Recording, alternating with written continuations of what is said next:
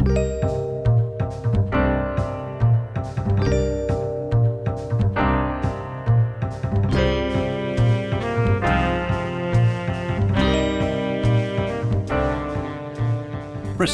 by Frank Dickens, featuring Michael Williams as Bristow and Rodney Bewes as Jones, with Owen Brennan, Dora Bryan and Bernard Cribbins. When melancholy autumn comes to Chester Perry.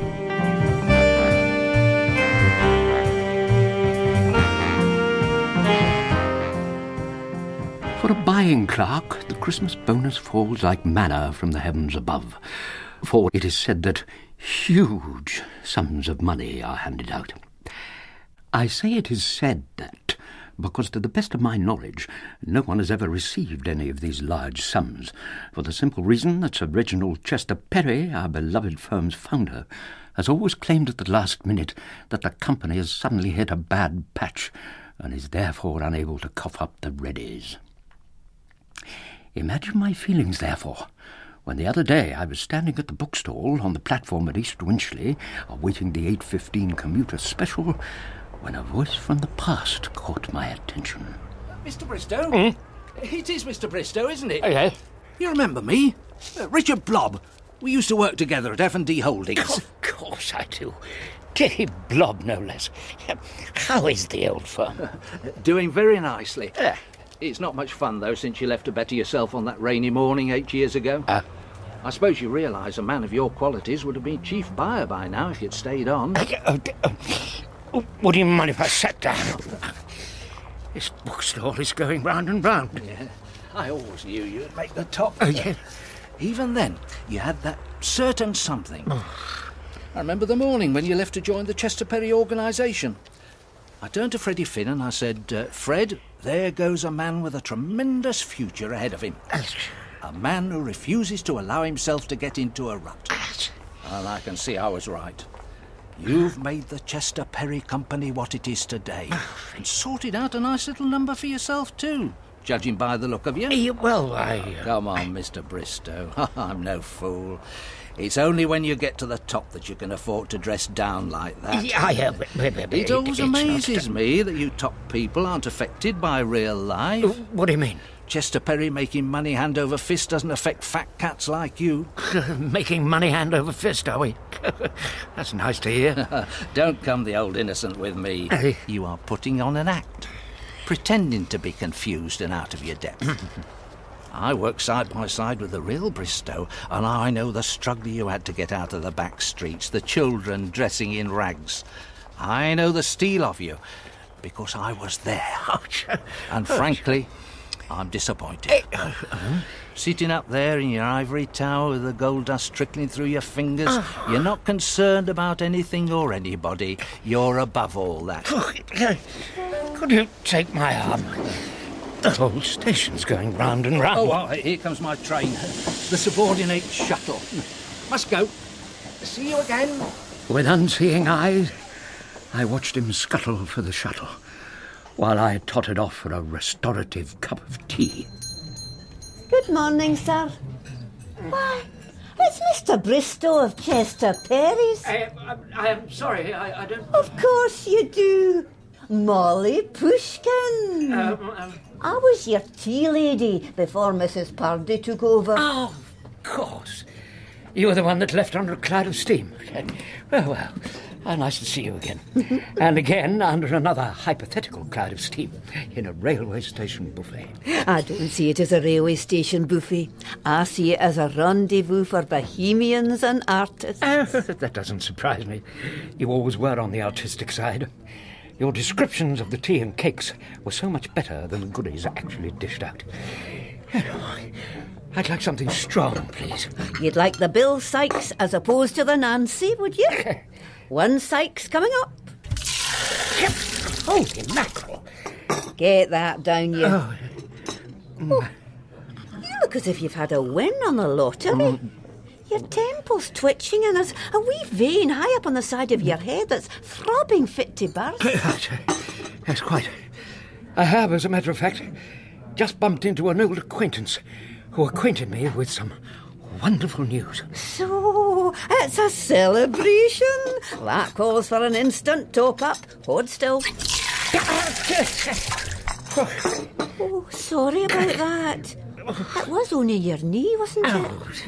It'll be all right when the swelling goes down. Yes, I'm sure it will. Oh, and I believe the sheer unadulterated strength of the liquid has done wonders for my condition. How's the vein? It's okay. Turn your head round. Yes, that's better. Back to normal. Oh, good. And I must away. There's work to be done and rumours to start up. Oh, before you go, there's something I want you to listen to.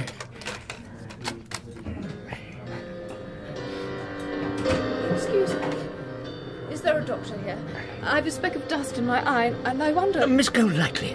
It is Miss Golightly, isn't it? Oh, it's Mr Bristow of buying. I'll turn it off, Molly. He works at my place. Miss Golightly, you were doing brief encounter.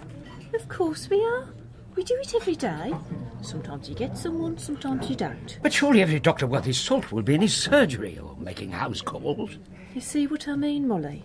They're all like that at Chester Perry. They don't have to be doctors. It's a way of making friends and meeting people. Morning, Gloria. How's the eye? Perfectly all right, Jonathan. How kind it was of you to take so much trouble. It's no trouble. Can't stop today, I'm afraid. I'm late. Tomorrow. Good morning, Jonathan. Till tomorrow. Bye-bye. That was Jonathan. Is your name Gloria? Gloria Golightly? Funny, you don't look like a Gloria. You look more like a Joan. It's Jane, if you must know. Plain Jane. Much better. Suits you. Morning, Samantha. How's the eye? Perfectly all right, Rupert. How kind it was of you to take so much trouble. It was no trouble at all. The pleasure was all mine. I can't stop today, I'm afraid. I'm late. Tomorrow... Day after. Good morning, Rupert. That was Rupert. He called you Samantha. The time before it was Gloria. How many names have you got? How many fish in the sea, how many pebbles on the beach, how many grains of sand in the desert, or ripples in the stream. Holy mackerel. It's 10 to 9. That sounds like the 8:15 commuter special. Are you going my way, or are you staying on for some more of Noel Coward? I'll come with you. But only if you promise you'll keep your hands to yourself. Good grief.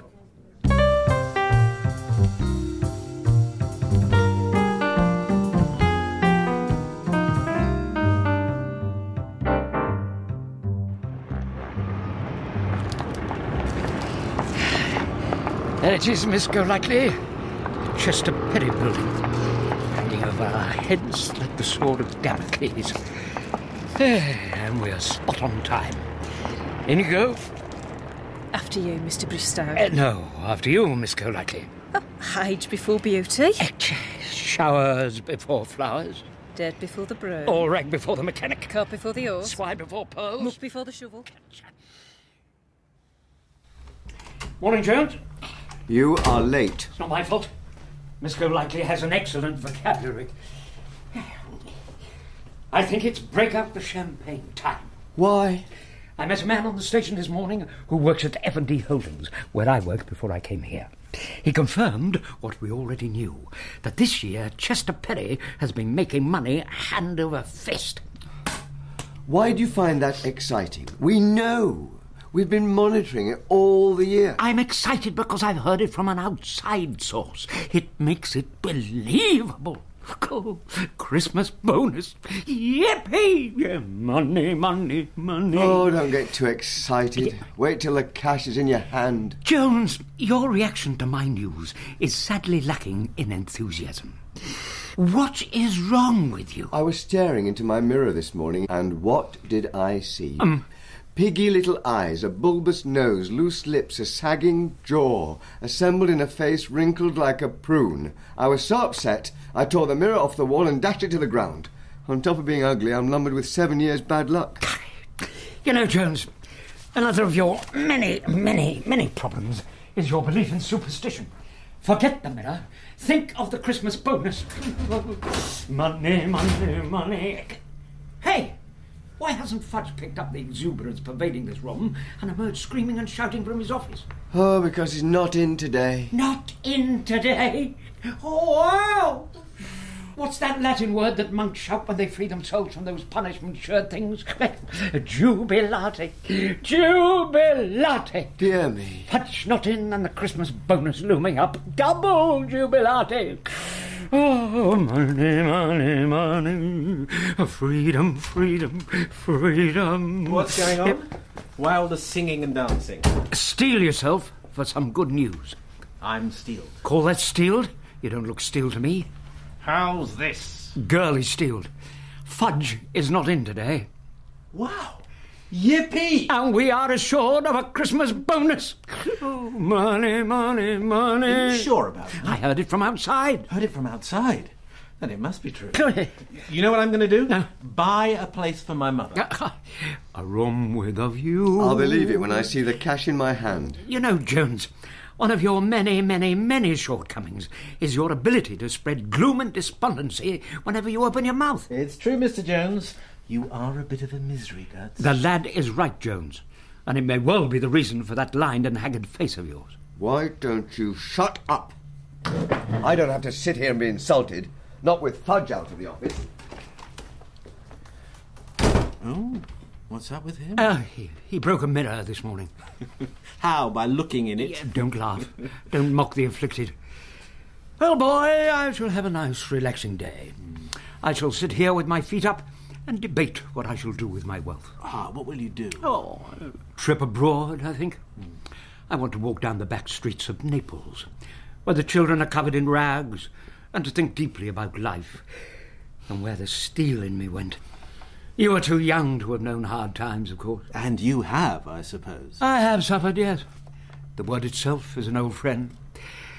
I was once apprenticed to a Victorian chimney sweep, a man unshaven and of ill repute, who thought nothing of making me work on the tall chimneys of the many cotton mills in the north. One day, after a series of violent snowstorms that swept the country, nothing so important since the 1833 Act of Emancipation. I see. So you're saying that it was through you the abolition of the chimney sweep boys came to be passed? You could say it was my small contribution to history. Excuse me. Buying department?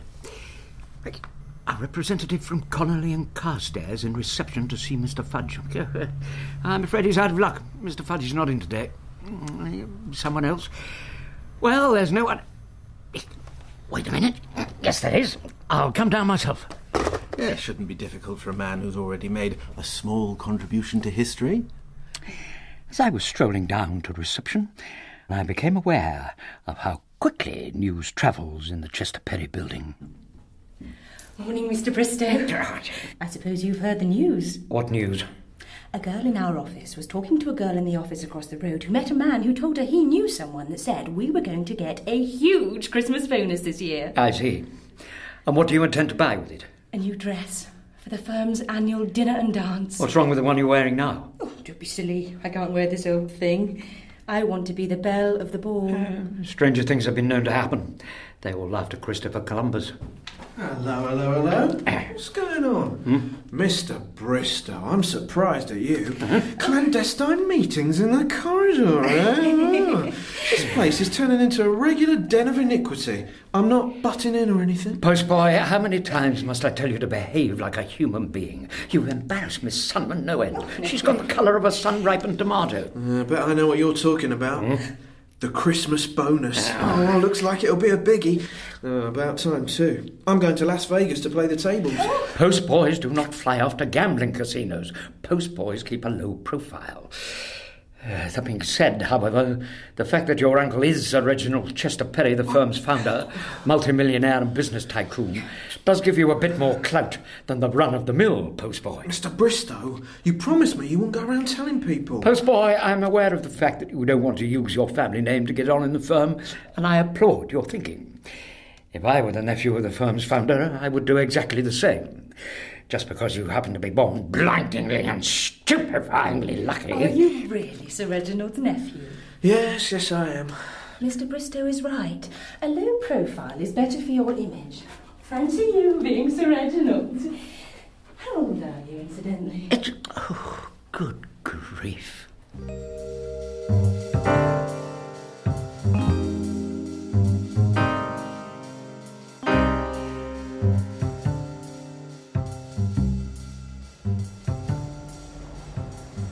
know that. He doesn't seem to be affected.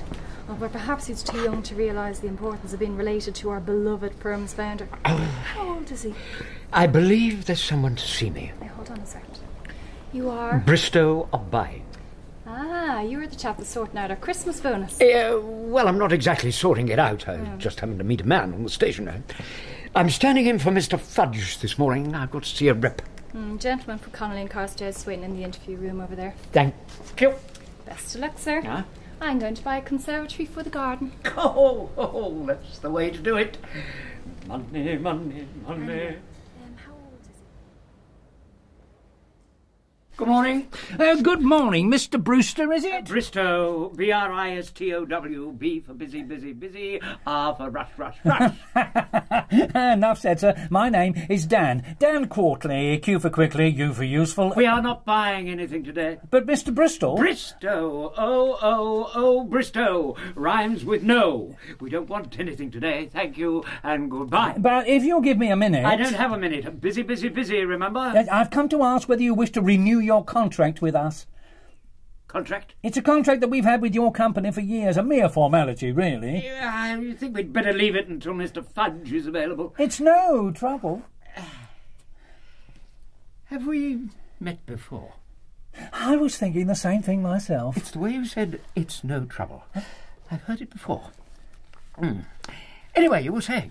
We were wondering whether you would like not only to renew it, but increase it. Increase it?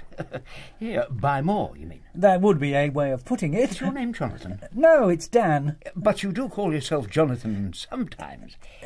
Why do you ask? You know a friend of mine, Gloria. She's a friend of yours? A close friend? Why do you ask? Let me put it another way. Have you removed a certain something from a certain something? Let me think. The first certain something could be that, and the second something could be that. No. No, you say? So it means you are not that. You are losing me. I have to level with you, Mr. Bristow. I'm a married man, you understand? If my wife got to hear anything about this, there'd be hell to pay. I don't really know Gloria well. I've taken her out a few times. You've taken her out a few times? Well, half a dozen at most, but that's as far as it's gone. I only want to bring some excitement into the girl's life. I want to make her happy. Well, that's good. Because a happy worker is a better worker and will help boost the company's profits. And the bigger the profits, the bigger the bonus. Exactly, sir. And with increased production, more materials will be needed, and we will be only too happy to supply these needs. We want to help. Yes. So you'd like to renew the contract, boot up production? Yes. We are with you all the way, backing you up with the goods so you can step up production with happy workers. Would you like to buy more of our state-of-the-art Clevis pins? Yes. Sign here. Money. Yeah, I suppose you'd like my home address. What for? I thought it was customary for representatives to have people's addresses. Christmas cards, etc., etc. I think the firm donates to charitable institutions. Thank you very much. Oh.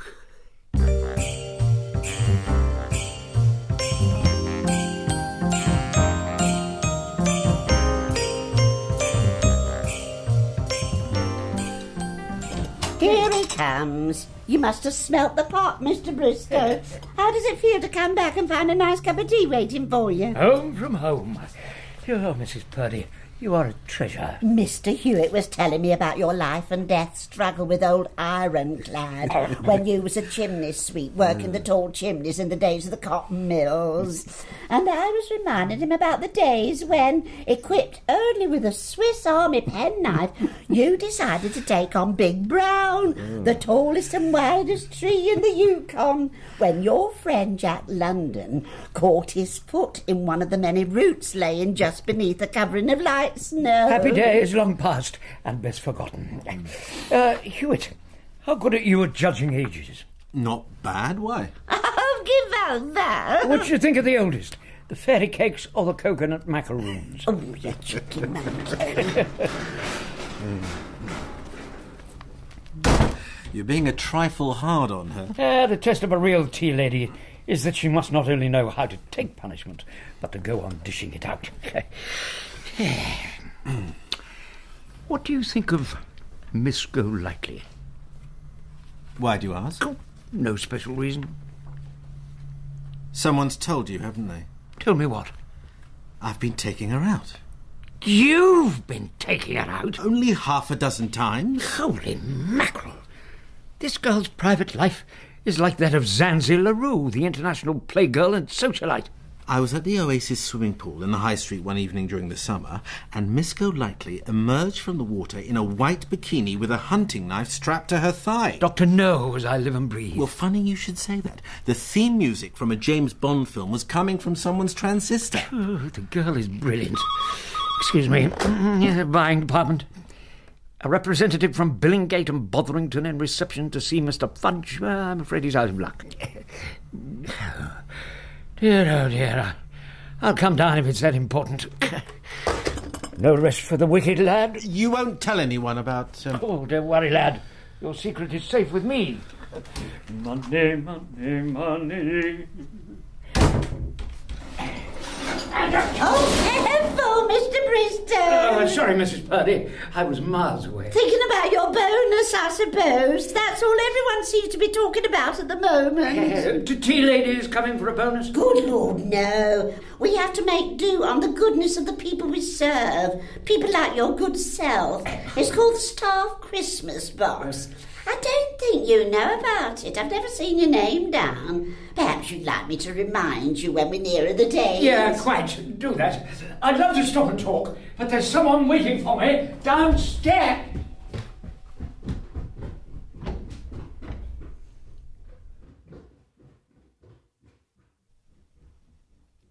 Good morning, Mr. Clement. Good morning, Mr. Fudge. And how fit you look. Been on holiday, I take it. Let me guess. Mauritius? Jamaica. And the same old handshake. There's no handshake quite like yours. I tell my customers, if you want to shake hands with someone, shake hands with Mr. Fudge of Chester Perry's. The reason I've called is because I'm being transferred to our American branch next year, and I wanted to check that our contract was being renewed so that I get the commish again. Yeah, I'll have to give it some thought. Sorry to have brought you out here. Oh, it's no trouble at all. The pleasure was all mine. I seem to know that voice. Have we met before? I don't think so. I'm sure I would have remembered. Yet there is something familiar. Is your name Rupert, by any chance? No, it's Ernest. But you call yourself Rupert sometimes. Rupert? Yes. You call yourself Rupert sometimes. To some people. I mean, it's possible. I mean, yes, I would say it's possible. I'm a friend of Samantha's. Yeah, Samantha? I'm sorry. Did you say Samantha? Well, I'm sorry, I don't know a Samantha. Well, try again. Samantha. It seems to ring a bell. Samantha. Samantha Golightly. Samantha Golightly? That's the one. You might know her from the canteen on the station.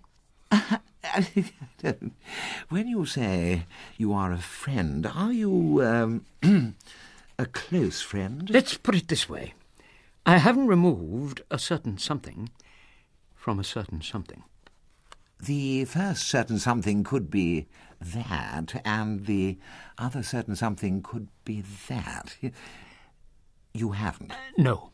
Oh, Mr. Fudge, let me tell you immediately. I have taken the lady out a number of times, but my feelings towards her are those of a father, as I am sure are those of your good self. I only took her out to bring some excitement into her life, to make her happy. The way I see it, Mr. Fudge, is that if a girl is happy in her life, it shows in her work. Yeah, absolutely. And that is why, whenever I see reports of Chester Perry's latest sales figures, I feel our state-of-the-art locking washers are helping, only in a small way, but nevertheless helping your firm on to bigger and better things. Yes, our figures are rather good.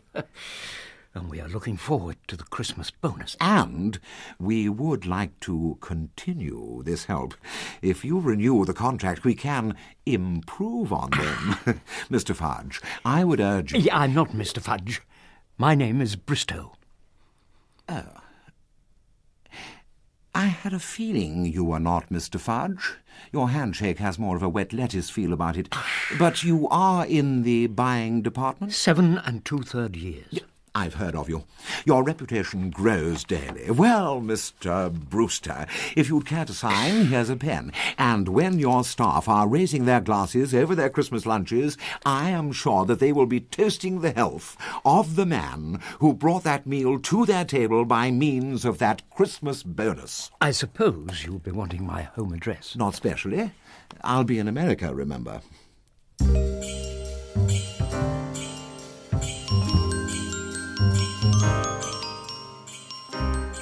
The next few weeks passed in a warm glow, with everyone making plans all involving the Christmas bonus.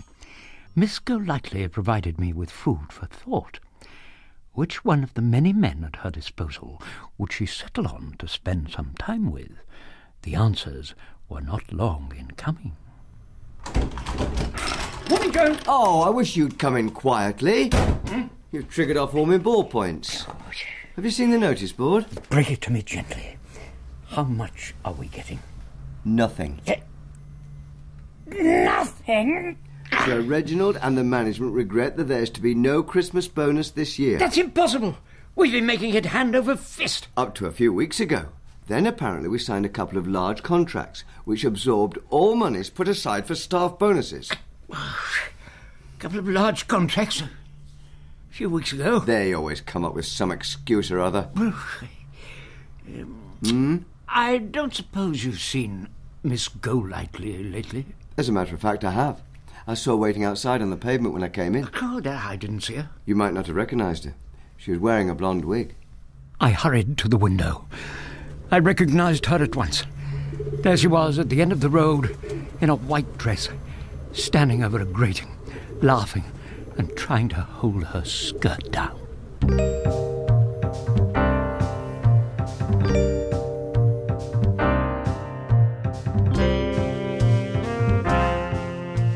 Bristow was written by Frank Dickens and featured Michael Williams as Bristow, Rodney Bewes as Jones, Owen Brenman as Hewitt, Dora Bryan as Mrs. Purdy, Bernard Cribbins as Quartley, Royce Mills as Clement, Lucy Ackhurst as Miss Golightly, Katie Odie as Miss Sunman, Sheila Reid as Molly, Norman Bird as Blob, Simon Schatzberger as the postboy, and Zena Eat as the receptionist. The music was composed and performed by John Whitehall. The sound recording was by Graham Harper. The director, Neil Cargill.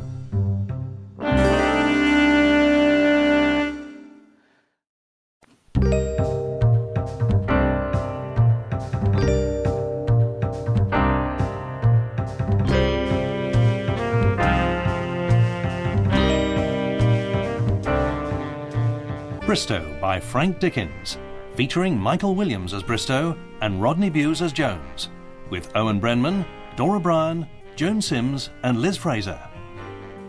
The Power of the Press.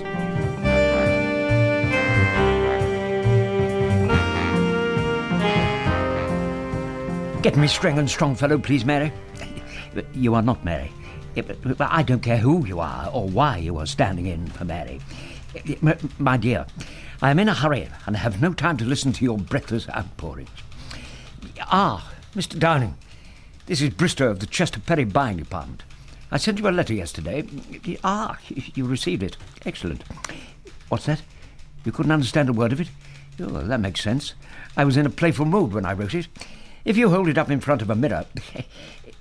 calm down, sir. We're not going to get anywhere by losing our temper. You are holding it up in front of a mirror, and it still doesn't make any sense.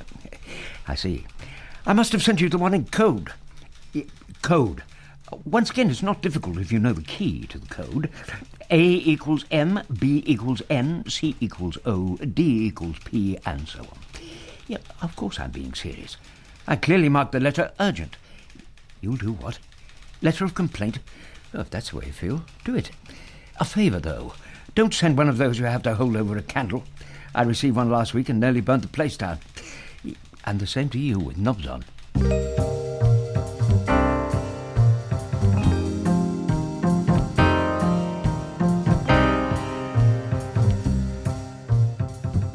As the late lamented Baron Lytton once wrote, the pen is mightier than the sword. And as I was mulling this over the other day in the buying department of the Chester Perry building where I work, I was approached by Hickford, editor of the firm's house journal. Here it is, the moment you have been waiting for. The bumper autumn number of the Chester Perry House Journal. And about time, too. We're thinking of lighting a fire with it, unless they turn the central heating up to full capacity. This issue contains a special supplement featuring a list of the best-dressed men in the Chester Perry organisation. Oh, read it aloud. I want to savour every syllable. First, Sir Reginald Chester Perry, our beloved firm's founder, multimillionaire and business tycoon. Second, Robin Chester Perry, eldest son of our beloved firm's founder. Third, Errol Chester Perry, second son of our beloved firm's founder. Fourth, Master Charles Chester Perry, 2-year-old grandson of the firm's founder. Hold it. How long is this list? They are a big family. Hickford, you disappoint me sometimes. You have in your control an item powerful enough to change lives and influence people. And you waste this opportunity by writing such trivia as who is wearing what, who cares, who is even interested.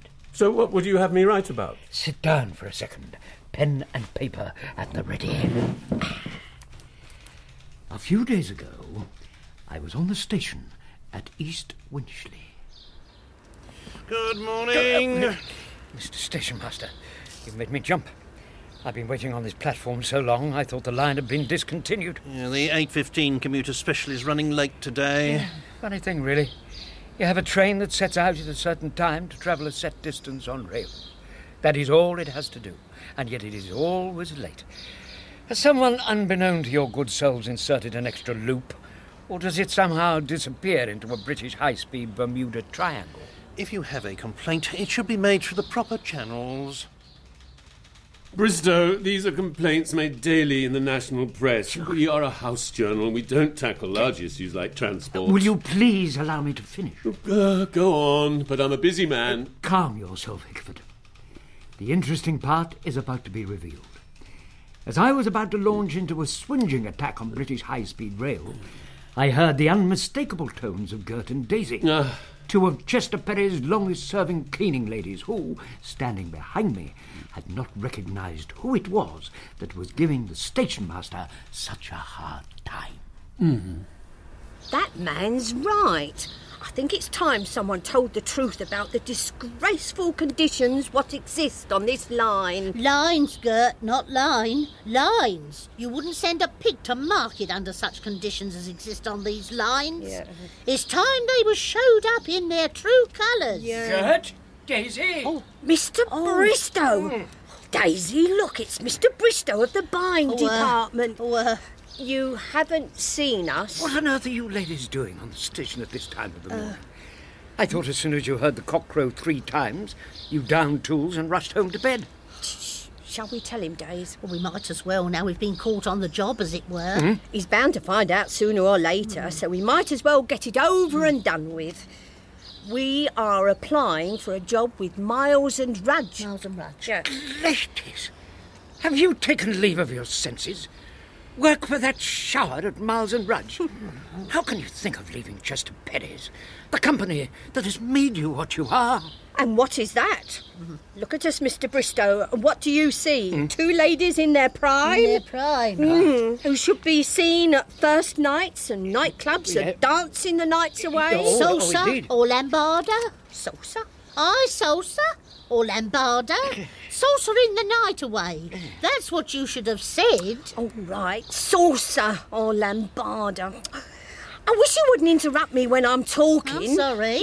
Well, anyway, I was saying, what do you see but 2 ladies who spend their lives skivvying for other people? Skivvying. Yeah. A polishing and a dusting. What do you mean? It's taken from an old song. 'Twas on a Monday morning, oh, that I beheld my darling, oh. Oh, yes. Where was I, Days? You was telling him about us skivvying for other people. That's right. Sweeping, scrubbing, polishing, dusting. That's our life. And what do we get, Nothing, eh? Gert, No, nothing. no. But surely you earn the unspoken gratitude of those who arrive at work and see their desks and surrounds beautifully clean and wonderfully tidy. Surely that unspoken gratitude is reward in itself. But that unspoken gratitude don't put food into the mouths of the children we struggle to bring up. Yeah. And why Miles and Rudge of all people? You are a person if you work for Miles and Rudge. They notice you. But you are noticed at Chester Perry's. Oh. I've often seen romantic messages for you from Stokes the caretaker, written in the dust on my desktop. Oh. Well, they are not exactly romantic, but what he lacks in flowery prose he makes up for in vigorous application. It's not that so much, it's the conditions at Miles and Rudge are so much better. Yeah. You've got me there. What do conditions mean to a cleaning lady? Everything. Yeah. That's right, isn't it, Days? Yep, everything. I see. And there, Hickford, is your story. Let us make things pleasant for the cleaning ladies that work here. Let us crusade for better conditions. Bristow, I don't know what to say. You have moved me greatly. Excuse me. Of course. I had no idea that you had such feelings. I have completely misread you all this time, and to make up for it, I will mention the idea came from you.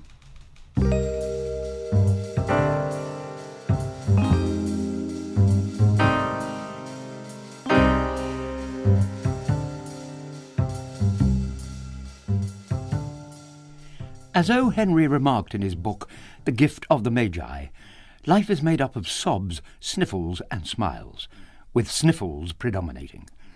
And I found out the truth of this the next morning, when I was taking my daily constitutional along the corridor and saw the lift boy about to take the lift down. Morning, lift boy. Going up. Room for a small one. Sorry, full. Yeah, full? But you've got no one in there. It's full to you, permanent. Wait a minute, you insolent pup. What do you mean by that? Simply that if you want to go anywhere, you do it under your own steam. You aren't welcome in this lift, and I'm the one in charge. I say who comes and goes, and you ain't neither coming or going. What on earth has got into you? I had Mr Hickford in here earlier on. Yeah. He tells me you've suggested an article for the House Journal on the cleaning staff. That is correct. Well, there are more deserving cases than those gossiping old windbags that you apparently care for so much. There are other much more deserving cases than those lying, cheating, stealing hags. There are people like lift boys who spend their lives going up and down in an iron cage when they could be outside playing football and in general doing the things that growing lads are entitled to do with their young lives before they grow into old people like you. You can keep your rotten lift. To say that I was stunned is to put it mildly. And a few seconds later I was even more astonished when I felt a sharp blow on my ankle. Out of the way! You need the whole corridor, do you? There's other people in the building besides you, you know. Mrs. Purdy, whatever is the matter? Someone you fed disagreed with you? You know very well what's the matter with not only me, but every tea lady in the place. Going on to Mr Hickford about those two cleaning ladies doing a sterling job of work. Sterling job of work? Those two lying, cheating, stealing old bats that hanging's too good for. Angels of mercy, are they? Go kick up the backside, that's what they need, a pair of them. What about us tea ladies?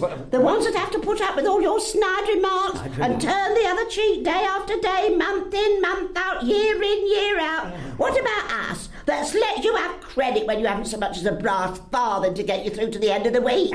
Sheer ingratitude, I call it, singling them two out for special mention in the House Journal, while us, the unsung people who gets on with their job regardless, never gets their name mentioned in anything.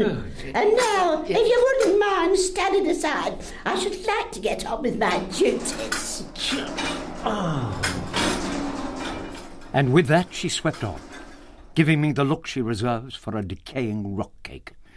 But worse was to come when I returned to my desk. Morning, Jones. Surprise, surprise.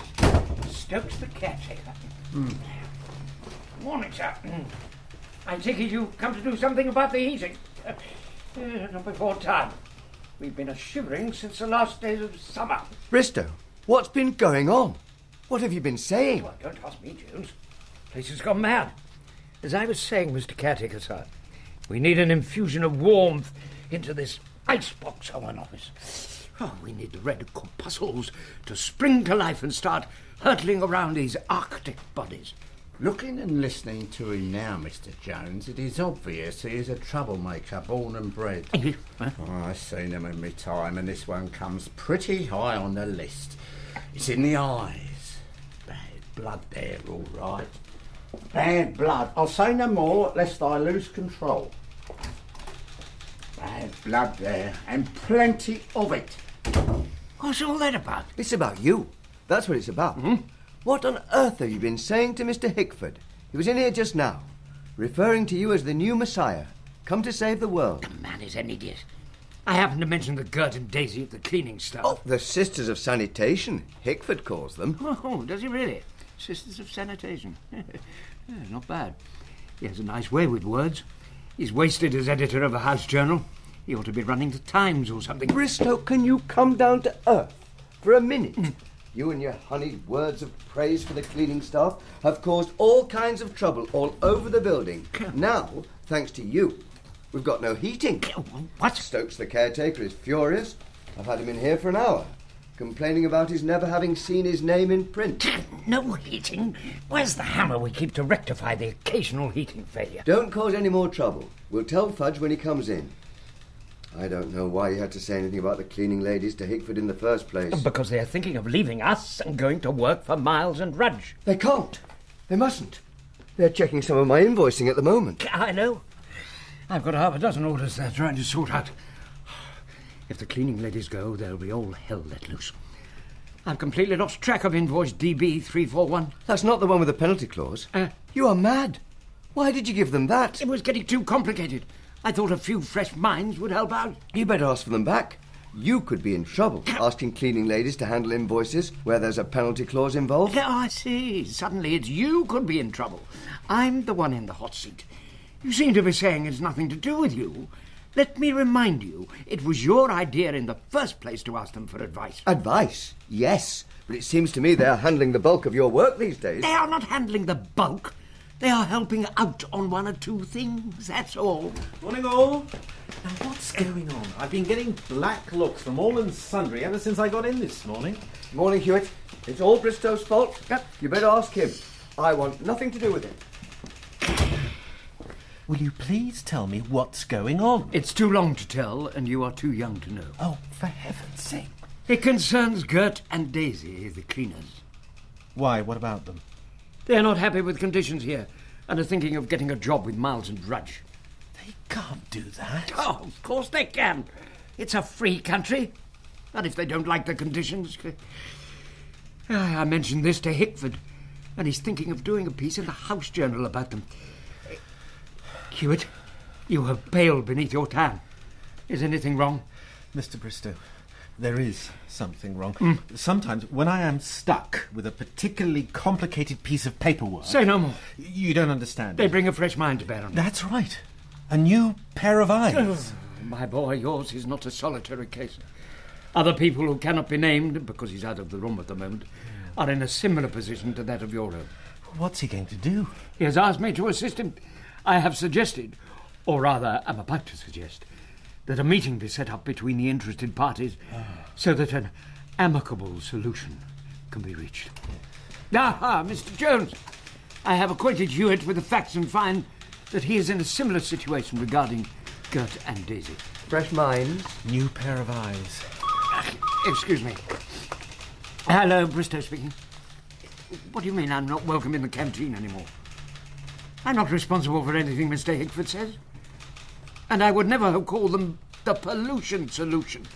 That must have come from Mr. Hickford. He has a way with words. I know you girls in the canteen are underrated and underpaid, but it's nothing to do with me. It can't be like that, then. We've got trouble, my friends. We've got to get in touch with the cleaning ladies and discuss the present situation.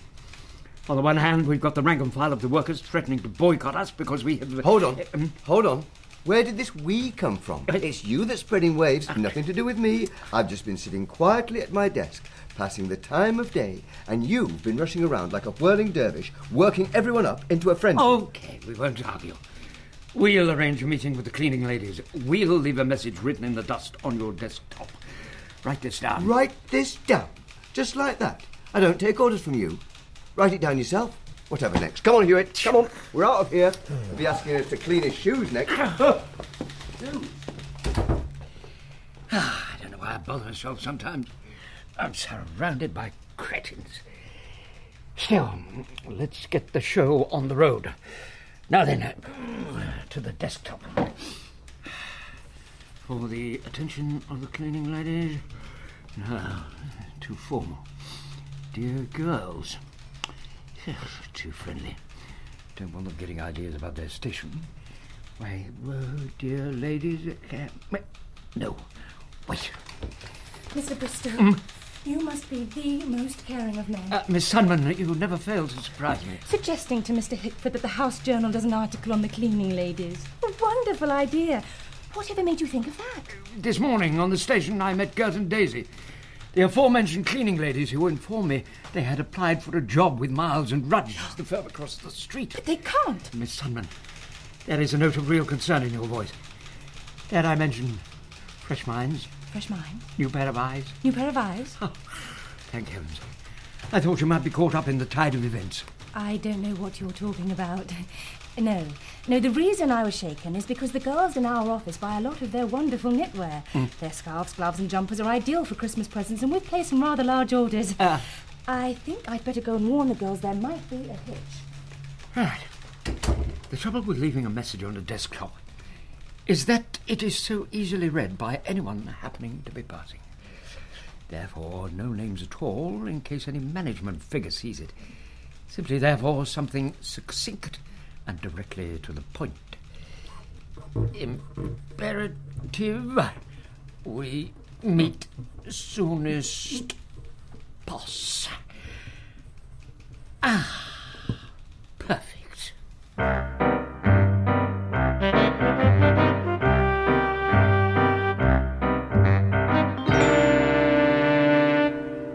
Morning, station master. If you've come to inquire about the 8:15 commuter special, I have to tell you its whereabouts are shrouded in mystery. And why is that? The new winter schedule came into operation at midnight, and it caught everyone off guard. That doesn't surprise me. Spring, summer, autumn, winter. It's very complicated. What does surprise me, though, is that it's the first time I've ever heard the word guard used on the station. And coming from someone gainfully employed by a company connected, however loosely, with transportation, it comes as a pleasant shock. I also thought I heard the word schedule mentioned. There is a vague sort of system you operate then. It's not just sheer coincidence that one train desperately tries to follow the one in front.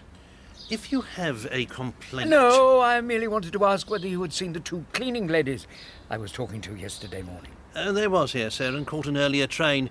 It did cross my mind, sir, that if the ladies wanted employment, British High-Speed Rail have a cleaning department. You get my meaning? I shall pass the message on. But judging by the erratic movements of your trains, I doubt they'd know what time to report for work. When I arrived at work, I found, to my delight, a reply to my letter of the previous day written on my desktop. Have you seen this, Jones? Back of the bicycle sheds, noon? What the devil are they playing at? This is a delicate matter, Jones, and may well serve as a basis for future negotiations. You don't mean to say you're going? We are going. You, myself and Hewitt. They have paperwork that should not by rights be in their possession. We need that paperwork. But why there? And why noon? Ours not to wonder why. Que sera, sera, as Miss Doris Day would say.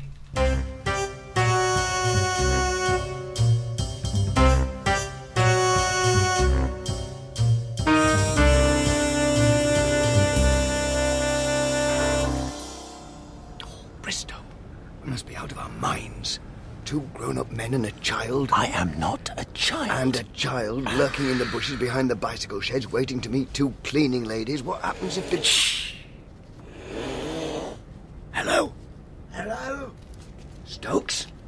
Stokes? Is that you, Stokes?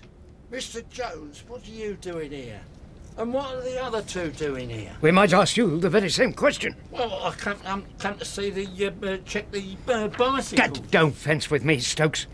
You came because the message written in the dust on my desktop was from the cleaning ladies. Well? It was a simple trap, and you fell for it. Shame on you. You're a dirty old man. And we'll spread the word around unless our heating is back on full this afternoon. Bad blood you got. Bad blood. I told you we were wasting our time. Hist! Hello? Hello? Mr. Bristow? Daisy? No, it's Gert. We would have spoken sooner, but we heard you talking to Stokesy. He gives me the creeps, that Stokesy. Creep. We've come about the paperwork. Those invoices and that. Have you got them? Of course we ain't. We don't carry 'em about with us. We brought the woolies, though. Yeah, the woolies. Yeah. Woolies? Woolies? What the devil is she talking about? Calm yourself, Jones. I'll explain later. Now listen, Gert. It's rather important we get hold of the paperwork. The railway station tomorrow morning, platform 3. Platform 3? We gotta go. We're doing the boardroom this afternoon. Yeah. Bye. Bye. Bristow, I am a patient man, as a rule, but... Que sera, Jones. I don't know what it means, but I second it.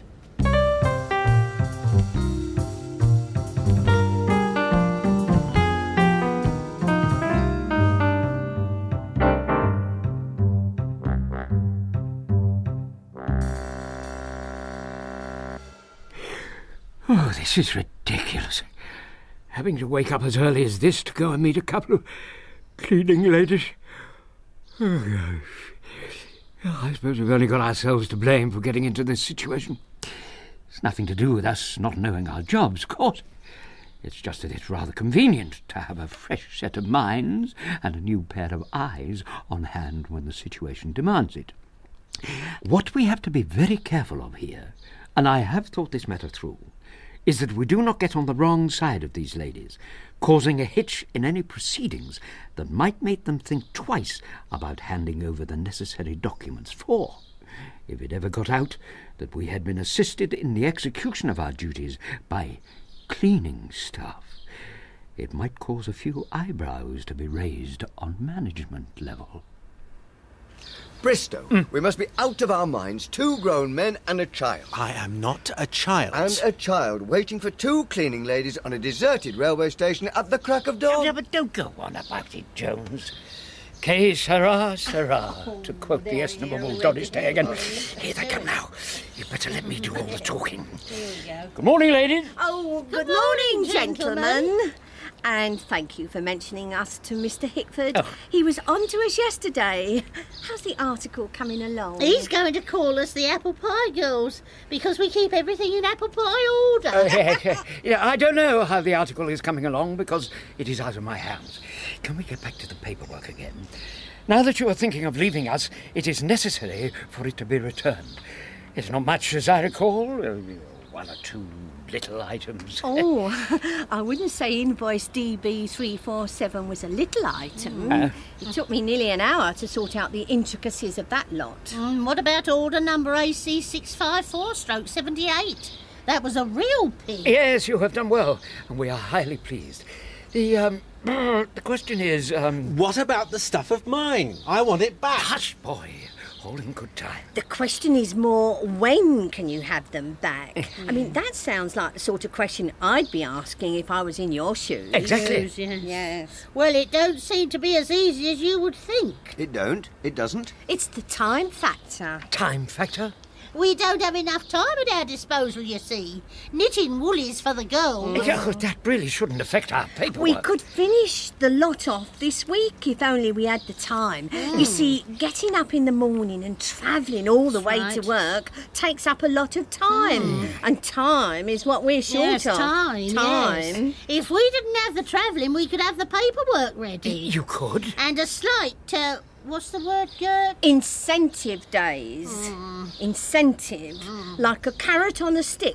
You walk along in front of a donkey with it. It keeps him going like... Yes, we are talking money, right? I never heard anybody saying anything about money. Did you, Days? Not a word. I heard about carrots on sticks, Nothing about money. So, if you had a carrot on a stick, say, and a little less travelling, you could have everything ready by Friday. No problem. And I am sure we can come to some arrangement that will be agreeable to both sides. Oh, yes. Nice. Yes.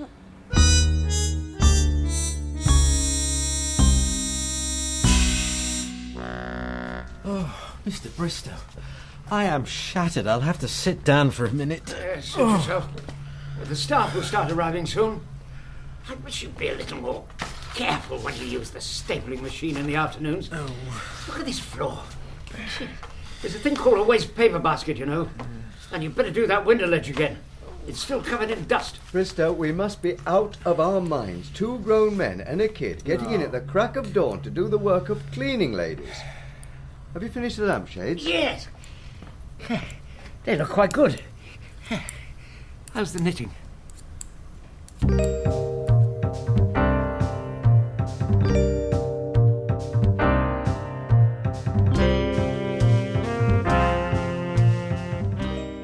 Bristow was written by Frank Dickens.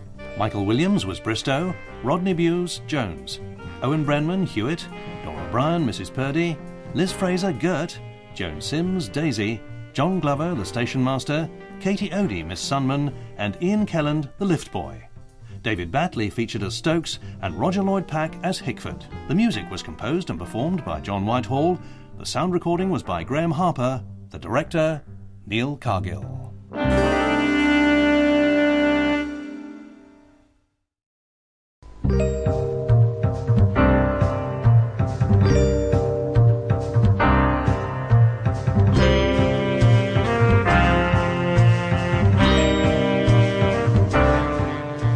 Bristow by Frank Dickens, featuring Michael Williams as Bristow and Rodney Bewes as Jones, with Owen Brenman and Dora Bryan.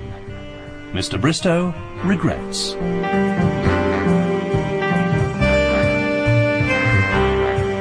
Being by nature a kind and philanthropic man, my thoughts at Christmas sometimes turned to good King Wenceslas and his royal behaviour on the evening celebrating the feast of Stephen, when, accompanied by only a page, he sallied forth with food, drink, and pine logs to find the dwelling of a peasant who lived a few leagues away. I was reminded of this a few weeks ago, as I watched one of our uniformed security men telling some homeless people to move on.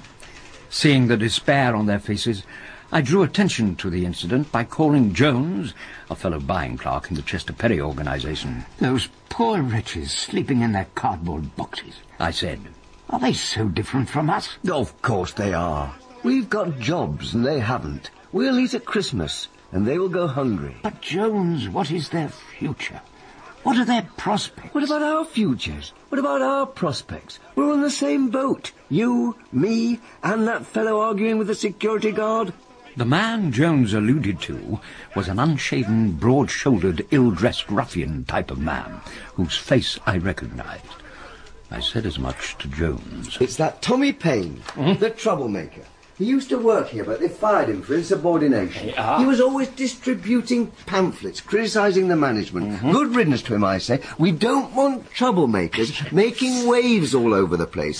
Smooth running, that's what counts in an organisation like ours. But, Jones, what about individuals? Oh, devil take them. I'm for conformity in all things.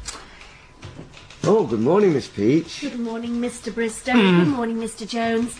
I'm selling tickets for the firm's annual Christmas dinner and dance. Our usual seats, please, within roll-throwing distance of the top table. No ticket for me. I shan't be attending this year. That'll be table 2, I beg your pardon, Mr. Bristow. I shan't be going. It's all right, Miss Peach. It's one of his little jokes. Letter to Messrs. Dingley and Dobson. I said you were joking, Bristow. We are now in Bristow, a position did to you... go ahead... Sorry, Jones, did you say something? Bristow, I said you're joking. In regard to what? The Christmas dinner and dance? I shan't be attending. I'm being serious. So am I. I am not going. You always go. I usually go, but this year I'm giving it a miss. Because everyone else is going, it doesn't mean I have to follow. Put him down for a ticket, Miss Peach. Before you came in, we were talking about individuality, and he likes to think of himself as an individual. Yes, You're only doing this because you want to be seen to be different from the rest of the staff. Oh, don't put me down for a ticket, Miss Peach. I shall not be attending. And now I'm very busy. Excuse me. I think he's serious. Bristow? Mr. Dinner and Dance? Not him. Between you and me, it's the only time in the year he comes alive. What shall I do about the ticket? Leave it with me. Will you pay for it? Oh, well, I don't know whether I want to go that far. Just leave it with me for a couple of hours. Morning, Miss Peach. Morning, Mr. Jones. Oh, I'm morning. selling tickets for the firm's Christmas dinner and dance. Are these dinner and dances any good? Oh, they're wonderful. Live music? There's a local group, Little Red and the Ginger Nuts. Lots of girls? I'll say. Well, put me down. Now, are we going as a group? You, me and Mr. Bristow? Of course we are. We don't know for certain. There's a problem. Mr. Bristow suddenly decided he doesn't want to go. Well, you know what he's like. He doesn't want to do what everyone else wants to do. He wants it known that he's an individual. I see it as a cry for attention. Well, it's not necessarily that. What else could it be? It could be all sorts of things. In the last firm I was at, although the management came to the parties because they were expected to attend, they didn't exactly join in. They slightly detached themselves from the rank and file. Perhaps Bristow's doing just that, keeping his distance, bucking for promotion. I wouldn't put it past him. He's capable of anything. What the devil is going on out here? Get back to your desks and get on with your work, all of you! Mr. Fudge, I'm selling tickets for the firm's Christmas dinner and dance. Then I suggest you come back during the lunch break. My people have work to do. Where's Bristow? Don't know, Mr. Fudge. When he comes back, I want to see him. Oh, he wants to see Bristow, huh? I wonder what that's all about. The plot thickens. Guess what? I've just been talking to Hickford of the Sports and Social Club, and he tells me Sir Reginald, our beloved firm's founder, has graciously accepted to be guest of honour at the firm's dinner and dance on Friday. No! And not only that, he's bringing Lady Chester Perry. And not only that, two of the children. Two of the children as well? Oh, is Mr. Bristow not in? Well, he's around here somewhere. Probably sucking up to some department head or other. What do you mean? Well, we have reasons to believe he's after promotion. And he'll let no one or nothing stand in his way if I know him. He's capable of anything. I didn't know he was ambitious. Oh, I'm quite thrilled. Sir Reginald and Lady Chester Perry. And a couple of the brats, too. Hewitt, watch your language. I will have nothing derogatory said about Sir Reginald or his family. They are responsible, let me remind you, for the roofs over our heads, the food in our stomachs. I'll have no trouble getting rid of the tickets for the dinner if Sir Reginald is coming. You are right, Miss Peach. You'd better take Mr. Bristow's ticket back. But he won't be able to get in without it. And I'm sure he'd love to come once he knows Sir Reginald... He's had his chance and he's turned it down. If he wants to play silly, he'll find other people can play silly. Take it, Miss Peach, and sell it. I think he'll be very annoyed. Then I think he will just have to be annoyed. Don't worry, I'll break the news to him. In fact, I'll look forward to breaking the news to him.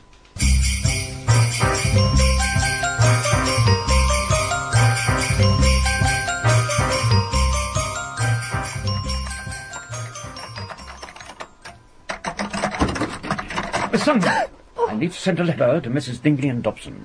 I'm in a hurry, so I'll wait. Why, Mr. Bristow, we are in a dominant mood today. Somebody has to be. To get any work done around here. I didn't realise you were ambitious. Oh, of course I am. Runs in the family. Ambitious genes. Started with my great-great-great-grandfather, Rufus, in the 17th century. He was a poacher. Had ambitions to be the greatest poacher in the business. Shot down like a dog, he was, by a gamekeeper in the forest of a Scottish lord. Foot caught in a bear trap when he was hunting rabbits. Shot while he was gnawing through his ankle, trying to free himself. No, I meant ambition management-wise. Of course I have. Why do you think I've been working as a buying clerk all this time? I thought you were doing it to pay your rent. Fooled you then, didn't I? Same as I'm fooling everyone else. Learning the ropes. That's the name of the game. You learn the ropes, and when the time is right, zim-zam-zoom. Oh! Chief buyer. You learned a little more by waiting and observing, and zim-zam-zoom! Chief buyer for the group. Pause to take stock and look around, and zim-zam-zoom! Top man! Will you be lunching in the canteen today? No. Today I shall be assembling my thoughts whilst I saunter through the park. I have much to dwell on, and the hurly-burly of the canteen is not conducive to quiet thinking.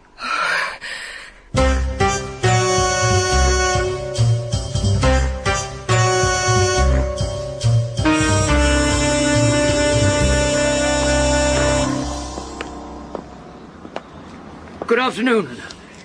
Mr. Paine, isn't it? I'm well wrapped up against the cold in a selection of your pamphlets. Cold doesn't bother me. Never has, never will. The only thing that bothers me is man's inhumanity to man. I saw them moving your crowd along this morning. Moving us on? You mean trying to move us on? Take more than some oversized, overweight, overbearing oaf like that to see us off. I believe you once worked for the Chester Perry Company. I did, sir. I did indeed. I did 3 years in the dispatch department. And one day I found I'd been dispatched myself. They'll rue the day. And that day will come sooner than you think, on Friday, as it happens. But Friday is the date of the annual Christmas dinner and dance. You are correct, sir. You are correct. But you can't go. They won't let you in. Think not. You think wrong. You work for the scoundrel, judging by the look of you, the general seediness and rundown of you gives it away. The sad, what might have been look in your eyes spells Chester Perry to me. You haven't answered my question. How will you get in? I think you're having me on. Having you on, eh? Well, I'll have you on a little bit more. Sir Reginald Chester Perry, his wife and his family will all be attending the dinner and dance. And now I know you're having me on. Sir Reginald never goes. I can see you do not believe me. It's obvious. You never read one of my books. You write books? Rights of Guys and The Age of Treason are mine. I've never heard of them. That's why you don't believe in me. But on Friday you'll see me in action when the whole Chester Perry staff will unite with me against the management. I should like to see it.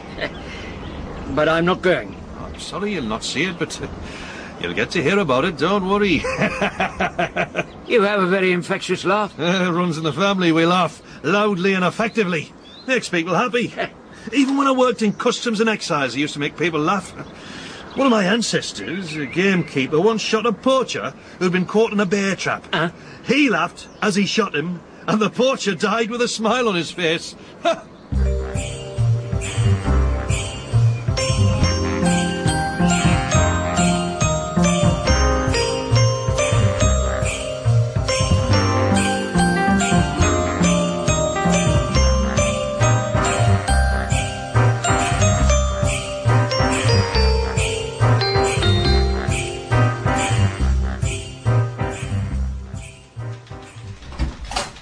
Afternoon, Bristow.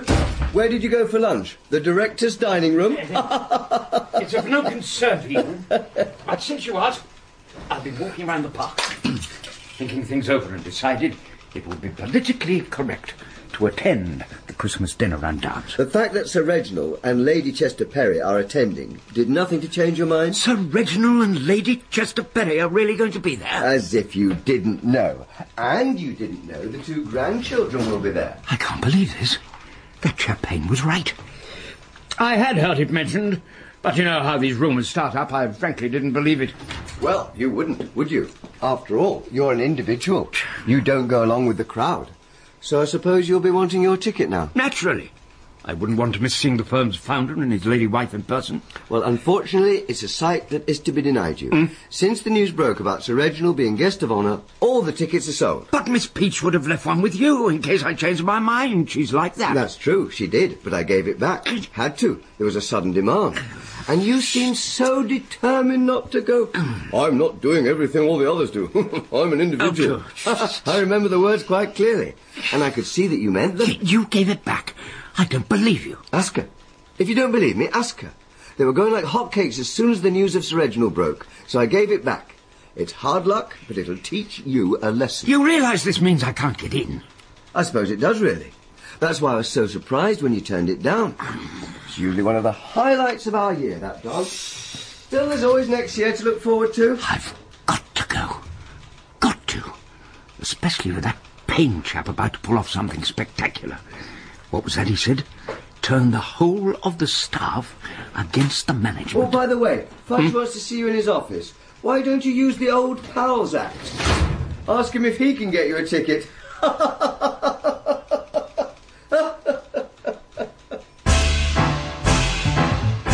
The thoughts I harboured as I went into Fudge's office were neither kindly nor philanthropic.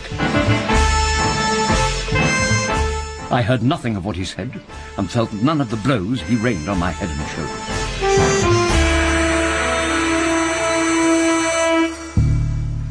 The first thing I did after I'd been patched up in the sick bay was call on the postboy and acquaint him with the facts. For some unaccountable reason, he told me to see Mrs. Purdy, the tea lady. It's very nice of the postboy to put you on to me, but I can't see how I can help. Short of disguising yourself as a tea lady, I can't think of any way you can get in without a ticket. Oh, dear. With Sir Reginald and his family there, the place will be swarming with security men, and your face is too well known to try anything.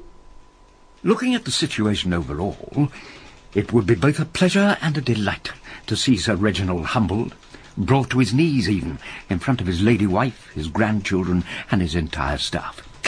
But on the other hand, he has enabled me to keep my head above water for the past 7 years. And what has this Tom Paine done for me? Not forgetting that one of his ancestors laughingly shot down like a dog my great-great-grandfather Rufus. Nothing.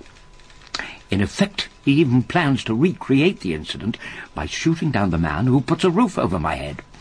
And, of course, if Sir Reginald goes, the firm goes. So, to be employed or not, that is the question. Whether it is nobler in the mind to know security and the comforts of a regular income, whilst hating every second, or put up with the trials and tribulations that social security demands in exchange for freedom and a lifestyle not unlike that of Mr. Paine. Viewing it thus far, there is only one decision, and it comes down heavily on the throwing of the coin I now flick into the air. Heads is Sir Reginald, tails Paine. Heads. I am for Sir Reginald. Paine must be stopped. But how do I gain entrance? It is ironical that the last person I expected to solve the solution provided me with the clue. It came about as I was carrying my in-tray over to my desk that same afternoon. Mr. Bristow, the way you swivel your hips as you're trying to stop the papers falling out of that tray reminds me of someone doing the lambada. A little less of your comments, and a little assistance would not go amiss. Oh, I'll give you a hand if you need it. Come here. Got it. Oh. Will they be doing the lambada on Friday night, you reckon? Will you stop talking about Friday? Will they be dancing? Oh, of course. According to Miss Peach, there's a local group. Little Red and the Ginger Nuts. I suppose that was the moment when, if I had been that Greek fellow in the bath, I would have leapt out shouting, Eureka. Instead, I made my way to Hickford's office. Hickford of the Sports and Social Club is the organiser of the annual dinner and dance. Come in. Good afternoon, Hickford. Oh, it's you, Bristow. If it's tickets for the dinner and dance you want, I'm afraid we're completely sold out. Miss Peach told me of your rather cavalier attitude when you were first approached. It's not about tickets at all. I'm seeking your advice. The Chester Ferry Cycling Club are thinking of holding a small Christmas beano, and we wondered how you went about contacting entertainment. I didn't realise we had a Chester Perry Cycling Club. Who runs it? Yeah, one of the lift boys. He's very good on the hill. I don't deal with the entertainment side. Miss Golightly handles that side of things. And now, if you will excuse me. Certainly. Thank you. I hurried immediately to Miss Golightly's office. Come in, boy. I could not see Miss Golightly at first. Her office was dim. The shutters were down. The room was airless, stuffy and dusty. Yesterday's tea and cakes were scattered all over her desk, and she was wearing last year's clothes. What is it, boy? You're doing Miss Havisham, and you were expecting the postboy. Make it snappy, you'll be here in a minute. I wondered how you organised the entertainment for this year's dinner and dance. Mrs. Purdy's son is handling the music side. His group, Little Red and the Ginger Nuts, can be contacted through her. Thank you. Mustache, bye. Yeah, Mrs. Purdy, why didn't you tell me your son was Little Red of Little Red and the Ginger Nuts? I didn't know you were into music. Well, not that kind of music, anyhow. I somehow had you down as Frank Sinatra or Dean Martin. Not that rubbish my son plays. They are the group that are playing for the Chester Perry dinner and dance tonight. The little devil, he never told me. I'll skin him when I get home. No. I want you to be nice to him. He's the only way I can get into the dinner and dance. As one of his group, the Ginger Nuts. What instrument do you play? None, I'm afraid. Oh, you can't go on as one of the Ginger Nuts if you don't play an instrument. It wouldn't be good for their image. I'm afraid there's no way. Wait a minute, then. Let me think. Tell you what you have got that's interesting. Yeah? Sometimes when there's a lot of noise in your office, you've often attracted my attention by rapping your spoon on the edge of your saucer. Oh, you mean like this? And sometimes when you're too tired to come over to the trolley and you want tea and a coconut macaroon, you tap a different rhythm. Yeah, tea and coconut macaroon is... That's it. What's this? That's tea and a gingerbread man. And this? That's tea, 2 lumps of strawberry cheesecake. It was raspberry, actually. Whatever it was is very good. Do you think you can make the noise by rattling the spoons on your knees? Oh, yeah. That's it. I'll tell him you play the spoon. Will he go for that? I'm his mother. Yeah, Mrs. Purdy, I'd like you to help me out, but...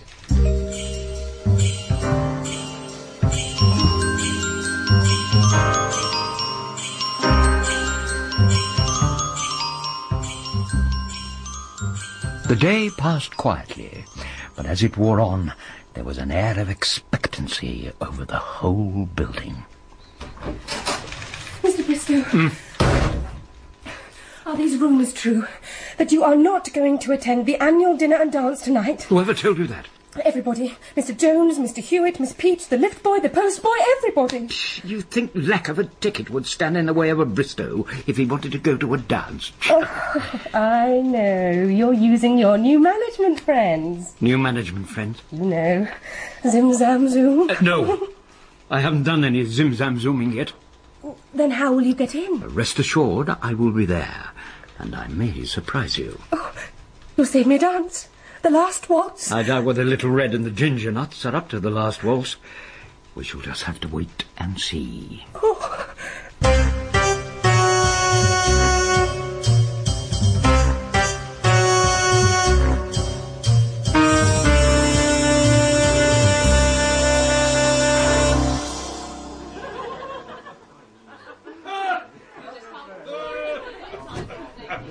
Evening all. Hello, Mum. What you doing here? This is Mr. Bristow, the man I was telling you about. I know, Mum. The man on spoons. Mr. Bristow, I'd like you to meet the rest of the boys. George, Bob, Dozy, Beaky, Mick, Titch and Sam. All right. Yeah. Hey, how do you do? It's the chap I met in the park the other day. You never mentioned you were in the group. So you're on spoons. Love the spoons. Good, man. Hello, Mr. Paine. I didn't realise you were in the Ginger Nuts too. Oh, I'm a lead singer. Yeah, and you've got everything planned out. Oh, I can't wait. I'll start by singing If I Ruled the World. And as I'm singing, I'll move around the room until I'm standing next to Sir Reginald. Then I'll let him have it. Pow! Until you run snivelling out the back door and into the gutter where he belongs, eh? Yeah, lads? Red, your mother and I would like a word with you in private. Oh, over here is quiet. What's the problem? Seeing your mother is a tea lady and I am on spoons, I wonder whether you have a kettle drum. Oh, right, yeah. 1, 2, 3. Excellent. Yeah, thank you. Now, when I start to play the spoons, I want you to come in heavy with the kettle drum. But won't that... We don't want any arguments. You do exactly what Mr. Bristow says, you hear? There's a good boy. I'll make you lemon jelly tomorrow. Lemon jelly? Oh, yum, yum, Mum. Stand by, everybody. Hey. And now, ladies and gentlemen, the serious side of the proceedings being over, the rest of the evening is given over to pure enjoyment. And to set the ball rolling and the toes are tapping, we bring you Little Red and the Ginger Nuts. Let's go, boys! Right, Terry, here we come.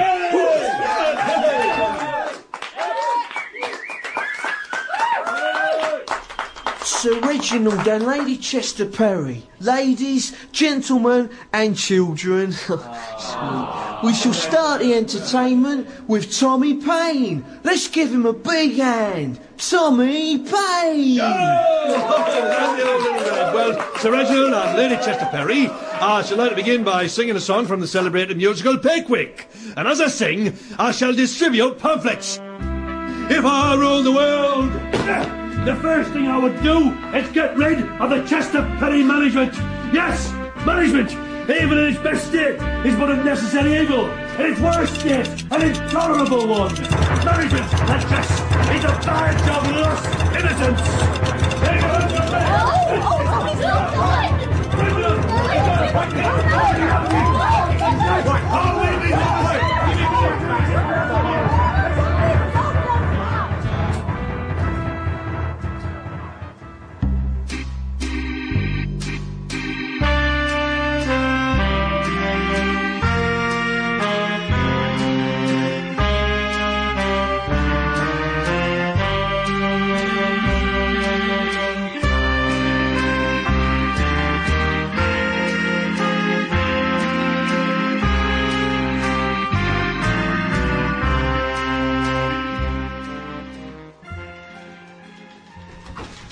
Morning, Jones.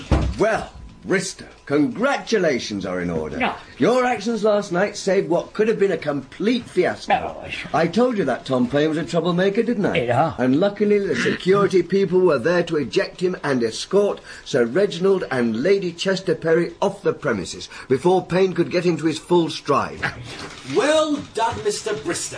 Here, here. Lucky you were there last night. You fair saved the day. Mr Bristow, your actions last night. What can I say? You saved the party. Morning, Mr Bristow. What can I say? What can I say? Tea and cakes around the house today. Compliments of the canteen staff. I say. Rather decent of them. Pay attention, everybody. Sir Reginald and Lady Chester Perry would like to thank whoever was responsible for preventing the untoward happenings at last night's annual dinner and dance. Zim, zam, zoom. Get on with your work! Oh. Yes, sir. Certainly, sir. Right away, sir.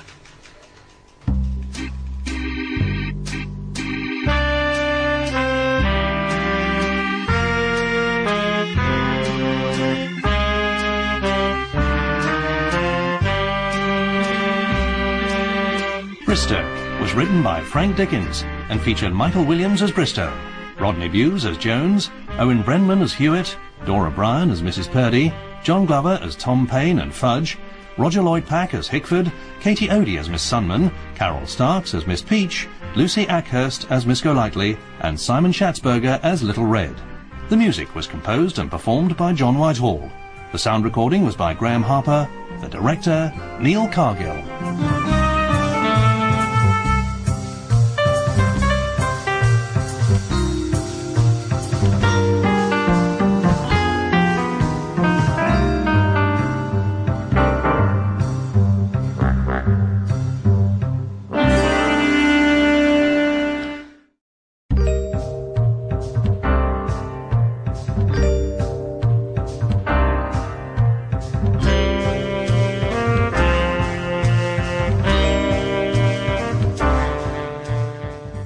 Bristow by Frank Dickens, featuring Michael Williams as Bristow and Rodney Bewes as Jones, with Owen Brenman and Dora Bryan. The Girl in the Yellow Overcoat.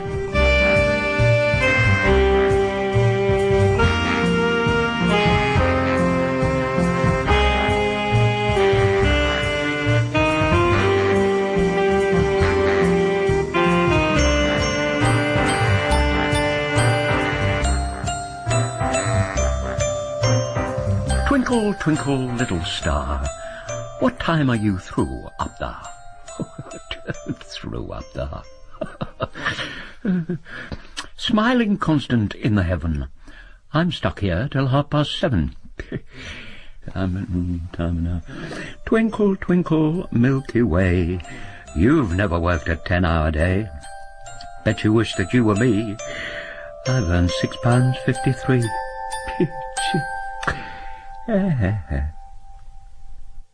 When whoever it was called on us to deck the halls with boughs of holly, 'tis the season to be jolly, tra-la-la-la-la-la-la-la, I'm sure he meant well, but hadn't reckoned on this modern society. For the punters nowadays start to jolly things along far too early, and for far too long a period.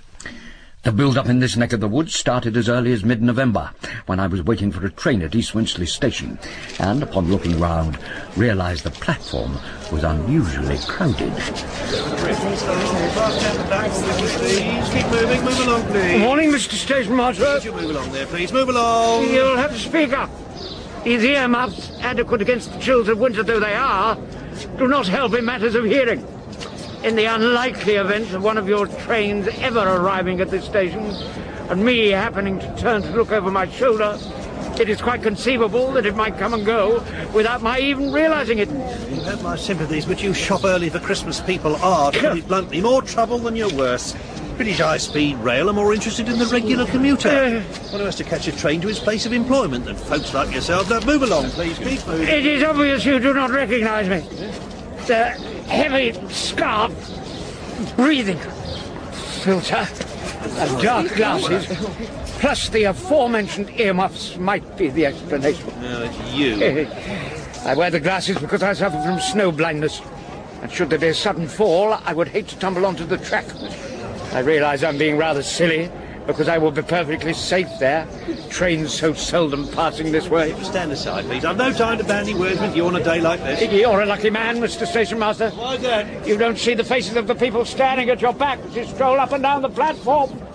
If looks could kill...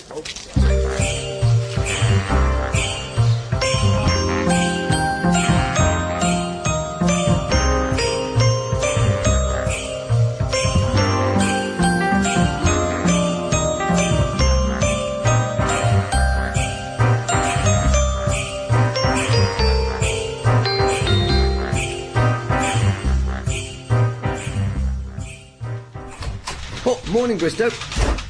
Hello, Jones. You've done well with Christmas cards this year. Row upon row. Tastefully strung up on string. Across the window and blocking out any daylight that is endeavouring to get into the room. Not bad. It shows I've a few friends left. You've done better than I have this year. Seems so, doesn't it? It must be some sort of office record. You are more popular than I would have believed. Please, Bristow, you embarrass me. And I'll embarrass you still further. Reading the top row from left to right, the cards read, Happy Easter, get well soon, be my Valentine. Yes. Congratulations on your anniversary. Merry Christmas 1995. Bristow, if I choose. Mr. Fudge? Oh, he's not in, sir. Can I help? I doubt it. What's your name? Jones, sir. The name's Jones. Thank you, Mr. Jones. Will you ask Mr. Fudge to give me a call when he gets in? The name is Moorcroft. It's in connection with order number DB49265. Certainly, Mr. Moorcroft. Thank you. Say, pleasant young man. One of the directors, wasn't he? I should imagine so. Smart suit, dazzling smile, typical director, typical con man. Bristow, what happened to order number DB49265? I take it you want me to look it up. Oh, if you wouldn't mind. There is a search fee of £5. There we go. Oh, it's time we did something about this order. There's a heavy penalty clause comes into force on the 1st of January. Jones, we had this nonsense last year, and it completely spoiled our Christmas. Didn't we promise it would never happen again? Suppose we had a real go at it. A sudden splurge of energy. A frenzied attack. Good idea. When? Looking through my diary, I'm busy this week. Why not today? You made me jump. Today, you say? Tell you what, we'll have a relaxed tea break, filling ourselves with plenty of carbohydrates to give us the energy to cope with it. Yes, yes. Plus, I'll have a couple of Mrs. Purdy's flapjacks. Can we do the clerical equivalent of spinach to Popeye? I don't care what we have. Let's get on with something. Jones, what's all this eager beaver stuff? You are behaving in a rather curious manner this morning. Why? Bristow, do you believe in love at first sight? It takes a certain kind of person to fall in love at first sight. And if you are one of those people, bingo. Lucky you. It's happened to me, Bristow. I'm one of the chosen few. Don't be ridiculous. You're not the type. What's that supposed to mean? People who fall in love on sight are impetuous. The last thing anyone would call you is impetuous. You are more humdrum, dull, grey, flat. Everything that someone who falls in love on sight is not. In spite of what you say, I am in love. Who is the unfortunate lady? A girl in a yellow overcoat. Our eyes met on the platform at Gufnell Park Station, platform 5. And? What do you mean, and? What happened? That's all. That's all? A girl in a yellow overcoat? Love, L-O-V-E. Daft, D-A-F-T. Gee, your eyes met on platform 5 at Gufnell Park Station. I think, as Shakespeare said, this is indeed the stuff that dreams are made on. I think she's a shop early for Christmas time. Holy mackerel. They're the worst. You can't afford that sort of woman on the money you earn here.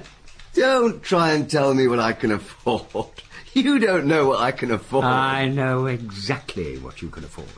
Some weeks ago, I found a wage slip at the back of one of your drawers. What? You what? And from it, I worked out exactly what you take home. Dear and I'll me. tell you this. It doesn't run to a shop early for Christmas type. Well, you can only run to tea and a chocolate biscuit in the morning and coffee and a macaroon in the afternoons. The shop early for Christmas type won't go Dutch. Mark my words. Morning, Mr. Jones. Oh, morning, Mr. Bristow. You're late.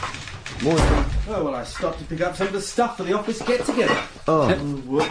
Sorry, Mr. Jones. Oh, dear. Office get-together? What office get-together? Mr. Jones. You might as well tell him. Now you've started. We're having a small get-together with accounts. Oh, excellent. Their place or ours? And when? Their place. You know we're not allowed decorations, and you can't have a get-together without decorations. No, it's on Friday. Starts at 5 and goes on. The password is down with the management. It sounds as if it's in an advanced stage. I'm surprised it's the first I've heard of it. We've been keeping a low profile in case Fudge gets to hear about it. Ah, good thinking. Tea out, wet and warm and plenty of hard bake. Oh, good morning, Mrs. Purdy. 2 lumps, please. A couple of meringues and a gingerbread man. Jones, watch the spending. Chocolate biscuit, please. Cheer up, Mr. Jones. You have got a long face this morning. Unrequited love, Mrs. Purdy. Unrequited love, eh? Well, there's a lot of it about. Bristow, is it necessary to repeat everything you're told in confidence? Can't anyone keep a secret in this place? I can. You? Keep a secret?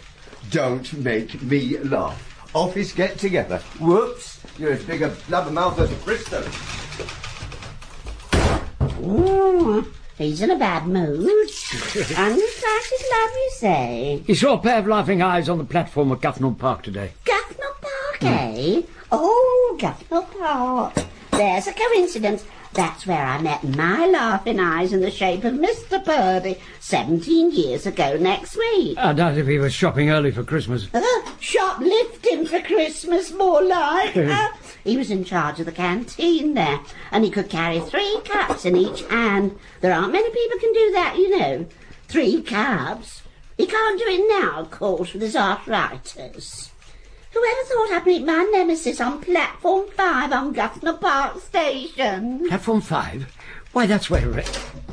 No, morning, Miss Fudge. What the devil is going on? Why is everyone sitting around? And why are those Christmas cards strung up across the window? They belong to Mr. Jones. I don't care who they belong to.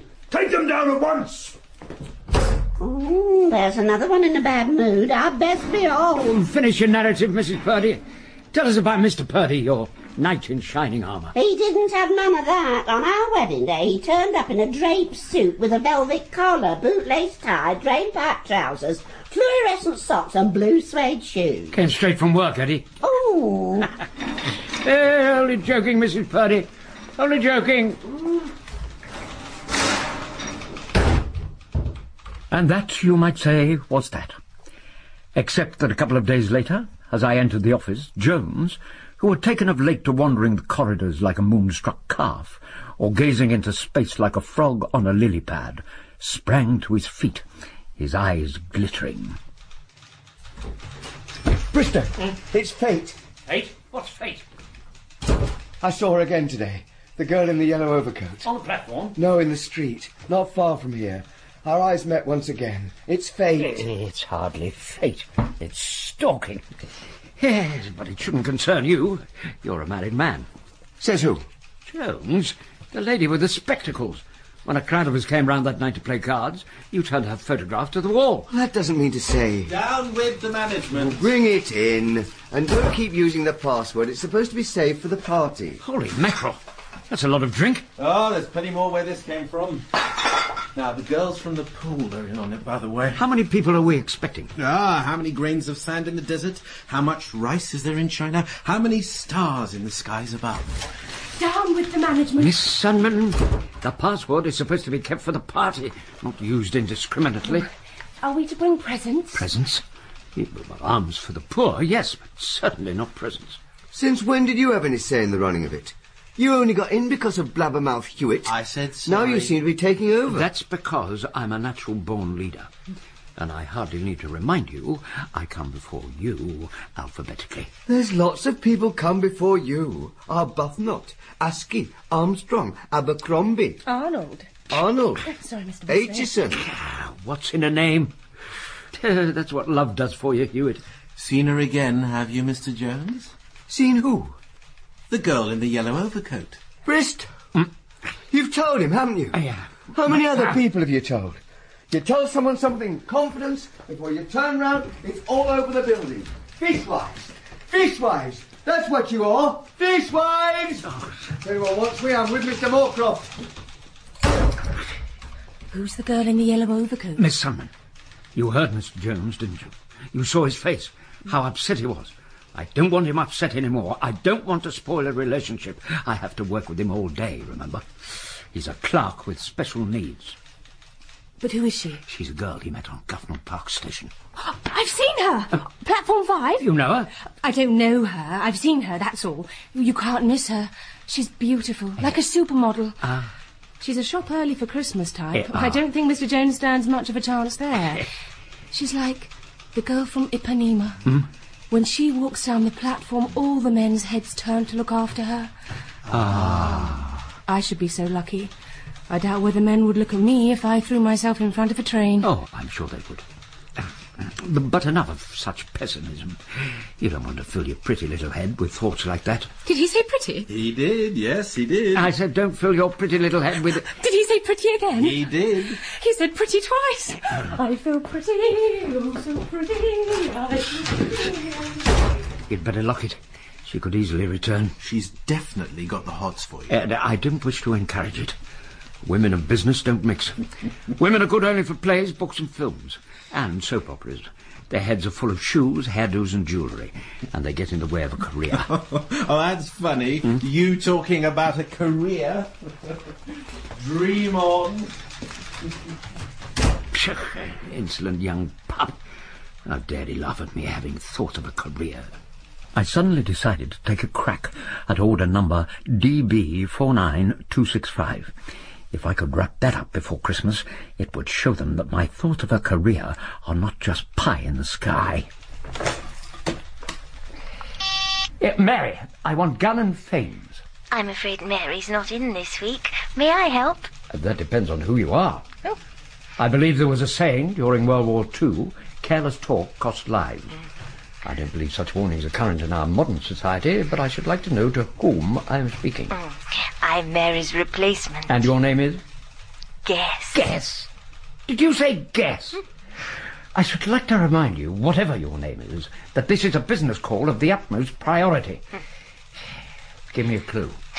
Something, something, something, something, double something, something. Cruella. Cruella? Yes or no, Cruella? Do I sound cruel? Yes or no? Nearly right. It's Fenella. Are you going to the thingy tomorrow? Get together? I shall probably show up. It is, as they say, the season to be jolly. Tra-la-la-la-la, etc., etc. Isn't there something about mistletoe in that carol? Oh, possibly. It does embrace most of the Christmas paraphernalia, and I'm sure mistletoe is in there somewhere. I'll bring some with me, Oh. just in case someone's forgotten. See you there. Yeah. Now, how can I help you? Yeah, but I want the Good Samaritan's helpline. Okay.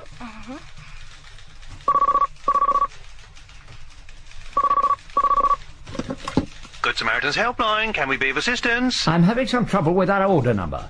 DB 49. Not you again. Hello? Hello? Hello? Down with the management. Postboy. That's supposed to be a password, not an everyday phrase or saying. How can you have a password that's passed into common usage? Couple of letters, sir. These letters appear to have been tampered with. Oh, no, we wouldn't have touched those. We only steam open the ones that are drenched in perfume. What's this drawing pin stuck in your desktop for? That represents a buying clerk and is allowed to move in any direction. This paper clip represents the establishment and moves in one direction only. What are you doing? I was playing war games yesterday. What is going on out here? If you've delivered the mail, postboy, I suggest you get about your business. Here I go, sir. Watch my dust. Cheers, Mr. B. Bristow, has Jones returned from Mr. Moorcroft's office yet? No, sir. Well, tell him to come and see me as soon as he gets back. Yes, sir.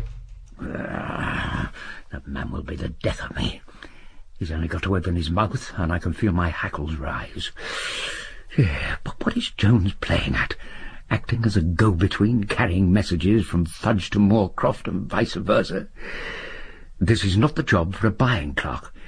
This is the job for a messenger boy. This is way over and above the call of duty. I determined to have it out with him.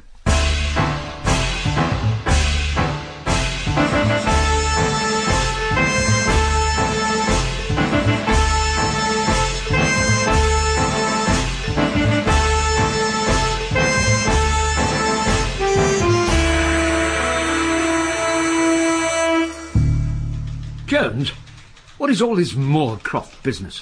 What's it to you? I asked you a simple question. I would welcome a civil answer. It's Mr. Moorcroft. If you don't mind, let's have a little respect for one of our directors. He calls me Mr. Jones. We are trying to make some progress on DB 49265. We happen to get on well together. Are you crazy, Jones? Nobody gets on with a director. They're a breed apart. Villains, the lot of them. Oh, nonsense. Read your newspapers. There's scarce a day goes by you don't read about a company director being sent down for something or other. The open prisons are book solid with directors. Face the facts. And as for someone like you, thinking you are getting on well with a director, well, it makes the mind not only boggle, but keel over. Oh, dear. We're talking chalk and cheese stuff here. The trouble is, you are starting to believe it, and that can lead to trouble, mark my words. You think so? Well, you might be in for a surprise, and it might come sooner than you expect.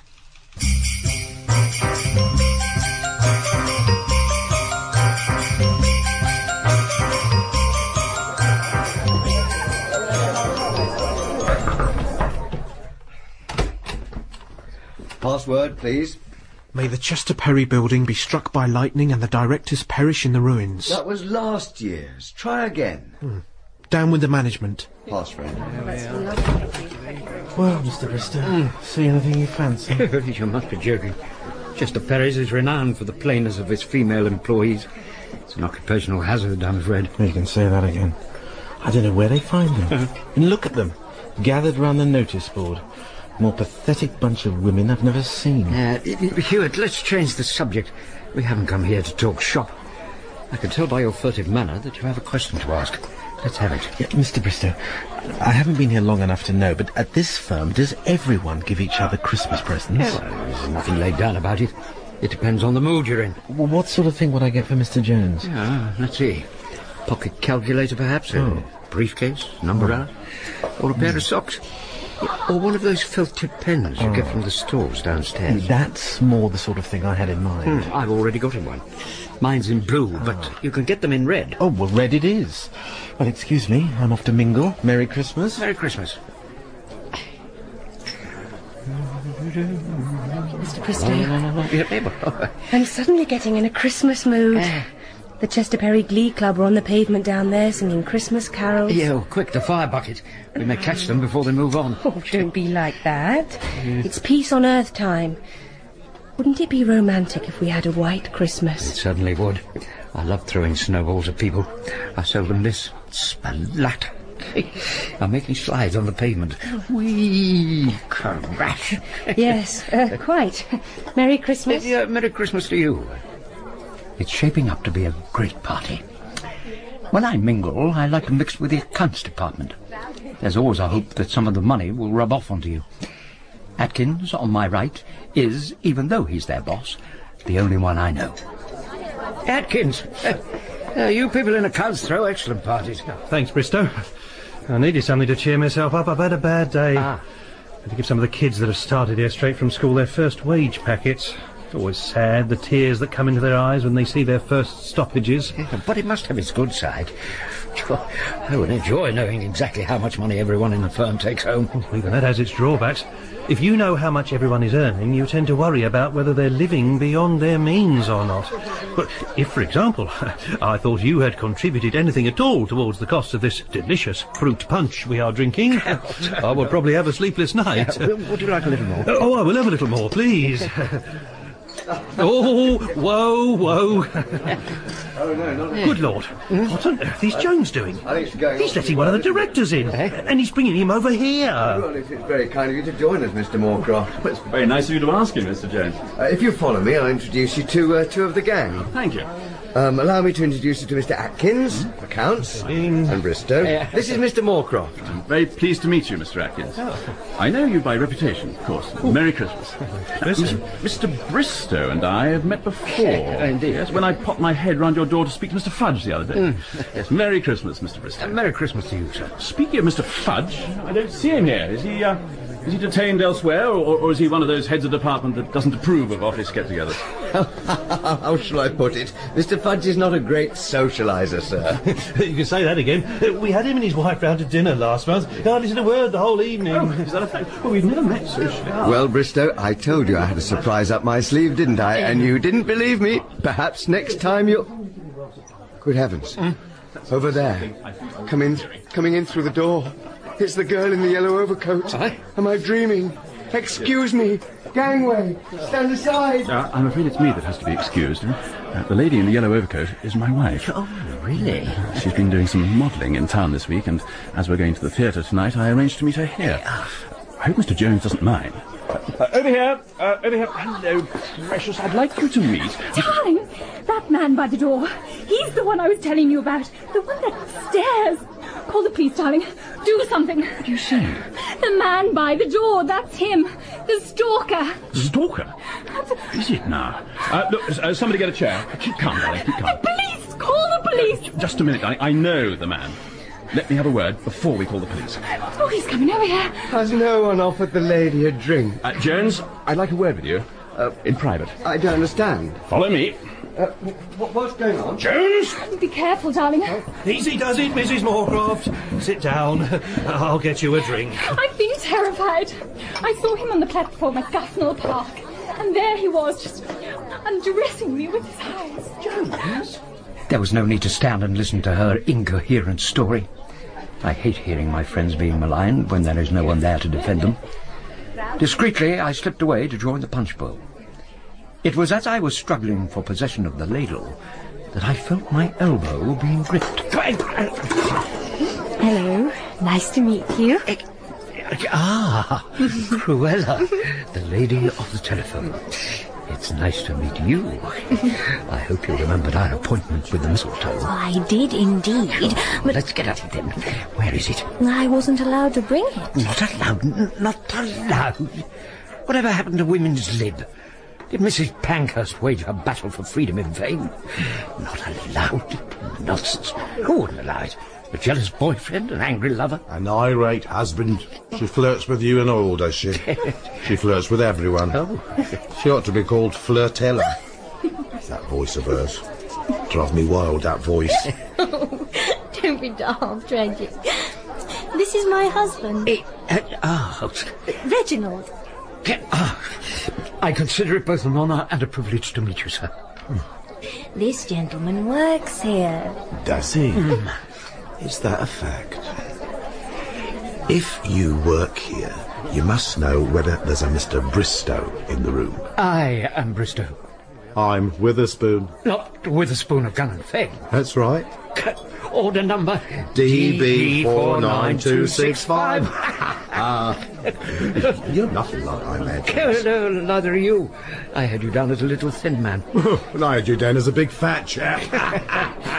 Do you realise we've been writing to each other for nearly a year, and we are still no nearer a solution? But we are. We are? It can all be done by a few strokes of the pen. It can? Yes, and if we had it here now... My office is across the corridor. The order is on my desk. Could you... Lead on, Mac Bristow.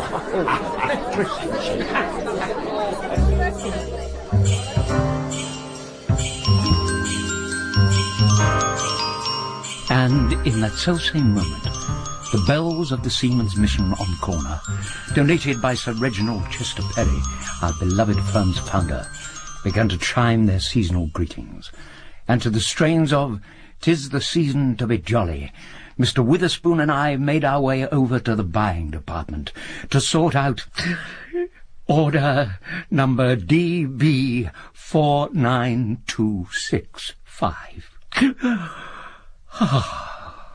And as someone said to someone in a book I read somewhere, a Merry Christmas to one and all.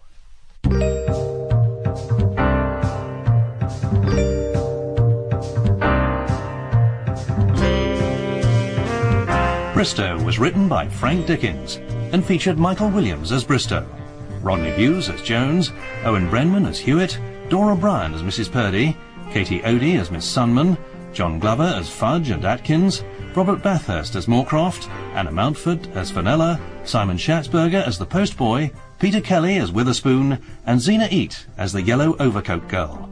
The music was composed and performed by John Whitehall. The sound recording was by Graham Harper. The director, Neil Cargill.